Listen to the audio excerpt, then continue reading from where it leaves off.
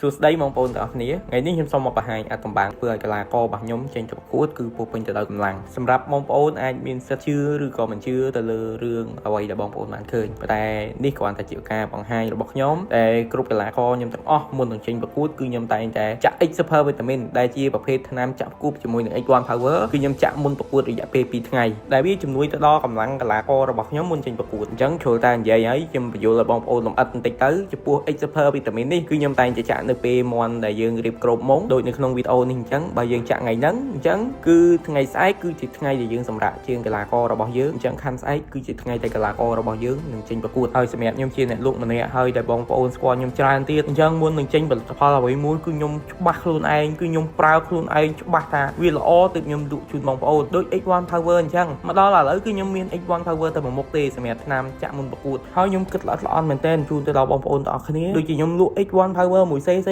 គឺខ្ញុំថែមថ្នាំថែម្ដងដោយសារតែខ្ញុំគិតថាថ្នាំចាក់ជំនួយកម្លាំងតាមមួយមុខគឺវាអត់គ្រប់គ្រាន់ទេវាត្រូវតែមានថ្នាំចាក់ថែបំពន់វាជាប្រចាំសប្ដាហ៍ក៏ដូចជាចាក់មុនប្រកួតហើយសម្រាប់បងប្អូនអាចមានសិទ្ធិជឿឬក៏មិនជឿអាហ្នឹងអាស្រ័យទៅលើការគិតរបស់យើងរៀងៗខ្លួនទេប៉ុន្តែខ្ញុំគ្រាន់តែចង់បង្ហាញជូនបងប្អូនចេះនៅពេលដែលយើងឈឺគឺយើងទៅពេទ្យរកថ្នាំចាក់ឲ្យជាដូចជាយើងអស់កម្លាំងហ្នឹងគឺយើងក៏ដាក់សេរ៉ូមជំនួយកម្លាំងជំនួយអីជាដើមអញ្ចឹងសម្រាប់ថ្នាំចាក់ជំនួយកម្លាំងមុនការប្រកួតនេះគឺវាអត់ខុសគ្នាទេឆ្នាំ2025ឯងអញ្ចឹងអត់មានអ្នកណាទៅបង្ខិតបង្ខំឲ្យបងប្អូនជឿអ្វីមួយដែលបងប្អូនមិនជឿទេប៉ុន្តែនេះគឺគ្រាន់តែជាឧទាហរណ៍មួយដែលខ្ញុំលើកមកប្រៀបធៀបគ្នាឲ្យបងប្អូនទៅពិចារណាបាទសូមអរគុណដែលតាមដានវីដេអូនេះតាំងពីដើមរហូតដល់ចប់បាទសូមអរគុណទាំងអស់គ្នា